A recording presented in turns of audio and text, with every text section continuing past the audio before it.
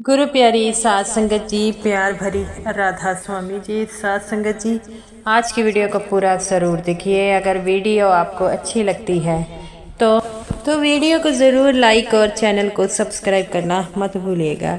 सात संगत जी, जैसा कि आपको पता है कि कल बाबा जी ने डेरा ब्यास में संगत को दर्शन दिए और उसके बाद कल शाम को 4 बजे बाबा जी ने डेरा ब्यास में सवाल जवाब का प्रोग्राम किया।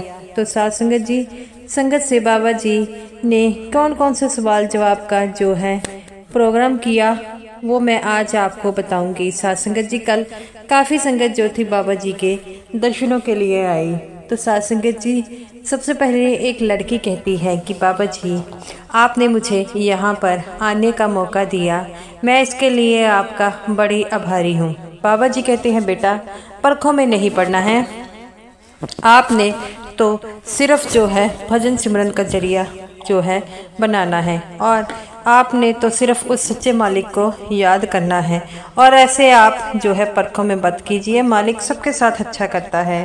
और वो कहती है कि बाबा जी, आपसे मैं एक सवाल पूछना चाहूँगी। बाबा जी करते हैं, बेटा बड़े प्यार से पूछिए, आपने क्या पूछना है। तो वो कहती है कि बाबा जी, जैसा कि आपको पता है कि मैं यही पूछना चाहूँगी कि आप लड़कियों से ज़्यादा प्रेम करते हैं कि लड़कों से, अपनी बेटियों से ज़्यादा प्रेम करते हैं कि बेटों से। तो बाबा जी हंसने लग पड़ते हैं और कहते हैं कि भाई, मैं तो अपनी बेटियों के ज़्यादा प्यार करता हूँ। जो बेटे होते हैं वो अपनी पत्नी की गोद में चले जाते हैं, लेकिन बेटियों को हमेशा ही अपने बाप की चिंता रहती है और वह अपने बाप के बारे में ही सोचती रहती है। और बाबा जी कहते हैं, क्या आप मुझसे प्रेम नहीं करती। तो वो कहती है, बाबा जी मैं आपसे बहुत ज़्यादा प्रेम करती हूँ। तो बाबा जी कहते हैं, जो बेटियाँ होती हैं वो अपने बाप से बहुत ज़्यादा प्रेम करती हैं, तो मैं इसीलिए बेटियों से सबसे ज़्यादा प्रेम करता हूँ।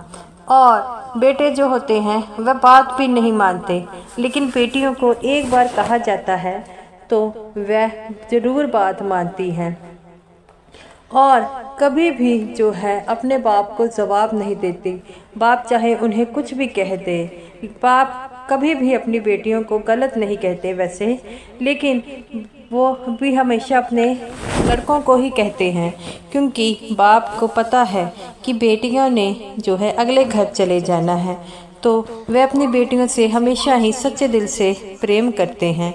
तो वह लड़की की आंख में आंसू आ गया। तो बाबा जी कहते हैं, बेटा बाप कभी अपनी बेटी की आंखों में आंसू नहीं देख सकता, तो मेरे सामने ना रोया करिए, अपने दिल को मजबूत बनाइए। तो वो लड़की कहती है, बाबा जी आप सही कहते हैं। तब उसके बाद एक लड़का आता है और वह कहता है कि बाबा जी, आप जयपुर में गए थे तो मुझे जयपुर में आपने सत्संग में आने का मौका नहीं दिया। बाबा जी कहते हैं, अगर तेरे को जयपुर में सत्संग का मौका मिल जाता तू यहाँ पर आता नहीं। तो वह लड़का हंसने लग पड़ा।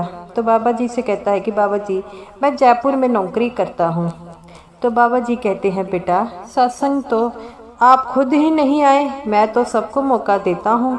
तो वो कहता है, बाबा जी मैंने बड़ा ट्राई किया था, लेकिन किसी न किसी काम के चक्कर में यहाँ पर ना आ सका। तो बाबा जी कहते हैं कि तो फिर आप पंजाब में डेरे में कैसे आए। तो वो कहता है, डेरे में के पास जो है मेरा घर है, जयपुर में मैं नौकरी करता हूँ। तो वो बाबा जी कहते हैं, बेटा जब जिसको मौका मिलना है उसी को ही मौका मिलना है, अब ऐसे परेशान होकर क्या फ़ायदा होगा।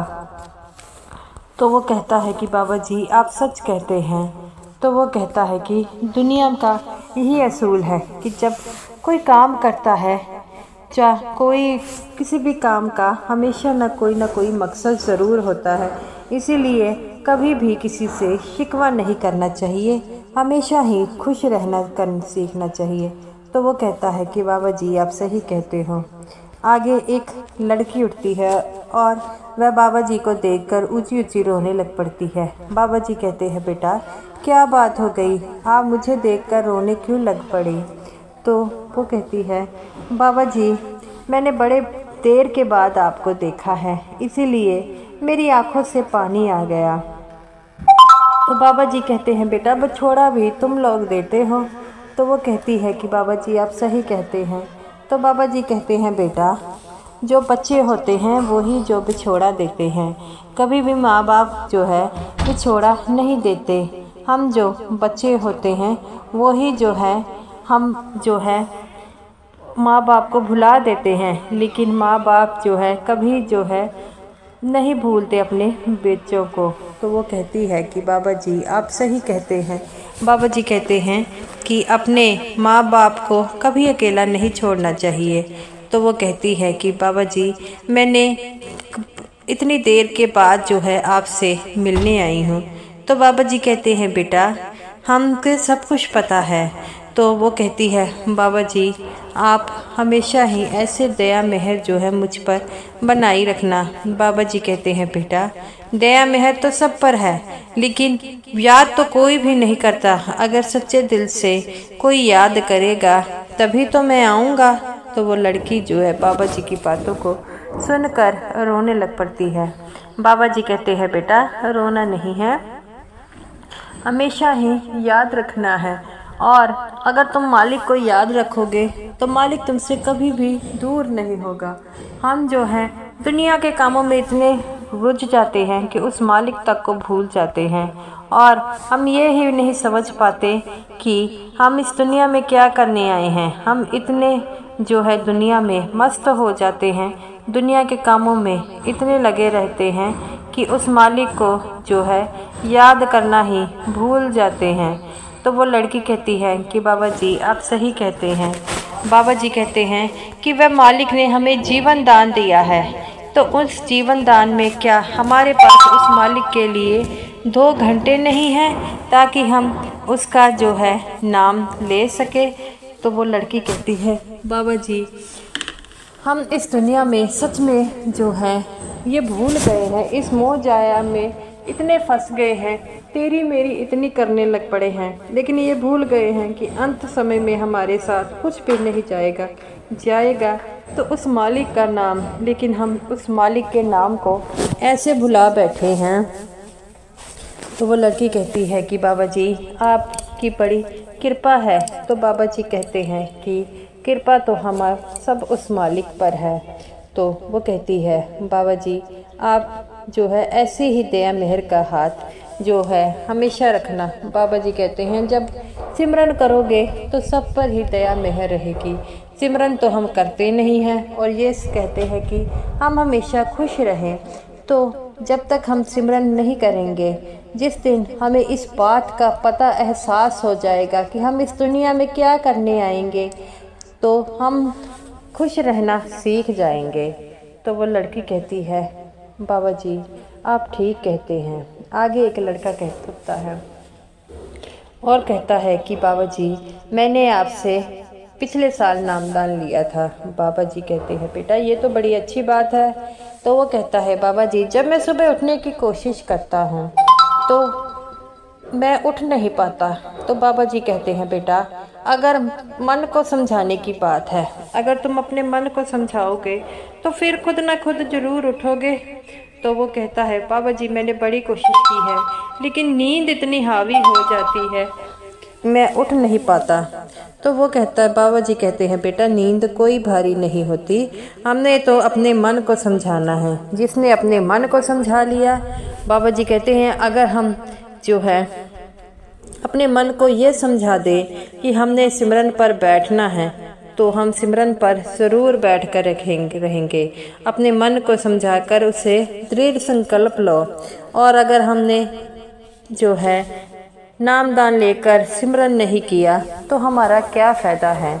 तो वो लड़का कहता है कि बाबा जी जब मैं उठने की कोशिश करता हूँ ऐसा लगता है कि कोई चीज़ मुझे दोबारा लिटा देती है, और देखते ही मुझे जो है नींद आ जाती है। बाबा जी कहते हैं ये सब जो बहाने हैं वो सिमरन ना करने के हैं। सिमरन करो, अगर मन में ये निश्चय है कि हमने सिमरन करना है तो हमारी जो जाग है वह ज़रूर खुलेगी। अगर बहाने ही बहाने हैं तो सिमरन में कैसे जाग खुलेगी। तो वो लड़का कहता है ठीक है बाबा जी। तो बाबा जी कहते हैं अपने मन को इतना पक्का कीजिए कि चाहे किसी भी परिस्थिति में हो आप भजन सिमरन में ज़रूर बैठें। आगे एक लड़की उठती है। जो वो कहती है, बाबा जी मैं हमेशा आपको याद करती हूँ, क्या आप मुझे याद करते हैं? बाबा जी कहते हैं, बेटा अगर सच्चे मन से मुझे याद करती हो तो मैं भी तुम्हें याद करता हूँ। तो वो कहती है, बाबा जी जब भी मैं भजन सिमरन पर बैठती हूँ तो आपका स्वरूप मेरी आंखों के सामने आ जाता है। बाबा जी कहते हैं, बेटा ये तो बड़ी अच्छी बात है, जो इसको हम याद करते हैं उसका ध्यान जो है हमारी आंखों के आगे रहता है। आप ऐसा कीजिए, उस मालिक को याद कीजिए तो वह मालिक हमेशा ही आपकी आंखों के आगे आ जाएगा। तो वह लड़की कहती है कि बाबा जी मैं जो है सिमरन करते वक्त आपको ज़रूर याद करती हूँ। तो बाबा जी कहते हैं, बेटा सिमरन करोगे इसमें आप ही का फ़ायदा है, मेरा कोई फ़ायदा नहीं है। ऐसा करने से आप 84 के जामे में जो है छुटकारा पाओगे। आपके साथ इस दुनिया की कोई चीज़ नहीं जाएगी, जाएगा तो सिर्फ भजन सिमरन की ताकत ही जाएगी। और बाबा जी कहते हैं कि बड़े बड़े जो राजा महाराजा थे उन्होंने इतना कुछ जीता, इतना महल माड़ियाँ जो है उन्होंने बनाई, लेकिन अंत समय वह खाली हाथ इस दुनिया में से गए। दुनिया में कई मिसालें हैं, आपने देखा ही होगा कि किसी के साथ कुछ नहीं जाता है तो सिर्फ और सिर्फ नाम की कमाई ही जाती है। इसीलिए तो कहा जाता है कि हमेशा नाम की कमाई कीजिए, क्योंकि नाम की कमाई ही आपको के लिए इस जीवन मिला है। अगर क्या पता कितने देर के बाद हमें मानुष चोला मिला है। अगर हम ऐसे ही मानुष चोले को जो है वेस्ट करते तो क्या फ़ायदा, कब जाकर हमने फिर दोबारा मानुष चोला मिला है। हमें मानुष चोला किस लिए मिला है? अगर आज तक हम इस बात को ही समझ ना पाए तो क्या फ़ायदा है। वो लड़की कहती है कि बाबा जी आप ठीक कहते हैं। उसके बाद एक सत्संगी जो था वह उठता है और बाबा जी को देखकर हाथ जोड़कर कहता है कि बाबा जी आपकी बड़ी कृपा है मुझ पर। तो बाबा जी कहते हैं, बेटा ये तो बड़ी अच्छी बात है। वो कहता है कि बाबा जी आपकी कृपा से मैं सुबह उठता हूँ और भजन सिमरन करता हूँ और मेरी कमाई भी बड़ी अच्छी है।